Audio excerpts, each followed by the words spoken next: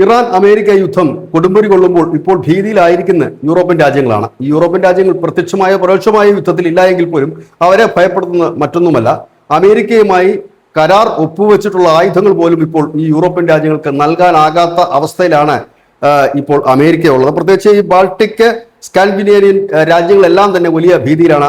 റഷ്യയുടെ അതിർത്തി പങ്കിടുന്ന അനവധി യൂറോപ്യൻ രാജ്യങ്ങളുണ്ട്. ഇവരെല്ലാം അമേരിക്കയുടെ പക്കൽ നിന്നാണ് ആയുധം വാങ്ങുന്നത്. അത് കുറച്ചൊക്കെ ആയുധങ്ങൾ നാറ്റോയുടെ കരാർ പ്രകാരവും അല്ലാതെയും ഒക്കെ ആയുധങ്ങൾ വാങ്ങുന്നുണ്ട്. ആ ആയുധങ്ങളൊന്നും നൽകാൻ കഴിയാത്തൊരു സ്ഥിതിയിലാണ് ഇപ്പോൾ America. Foreign military science program പ്രകാരമുള്ള ആയുധങ്ങളാണ് ഇപ്പോൾ ലഭിക്കാത്തത്. അത് എന്ന് ലഭിക്കുമെന്ന് പോലും പറയാൻ കഴിയാത്തൊരു സാഹചര്യം ഇപ്പോൾ അമേരിക്കയ്ക്കുണ്ട്. ഫെബ്രുവരി 28-നാണ് ഇറാനെതിരെ അമേരിക്ക യുദ്ധം തുടങ്ങിയത്. യുദ്ധത്തിൽ കൂടുതൽ ആയുധങ്ങൾ വേണ്ടി വന്നതുമൂലമാണ് ഈ വലിയ രീതിയിലുള്ള ഷോർട്ടേജ് ഇപ്പോൾ അനുഭവപ്പെടുന്നത്.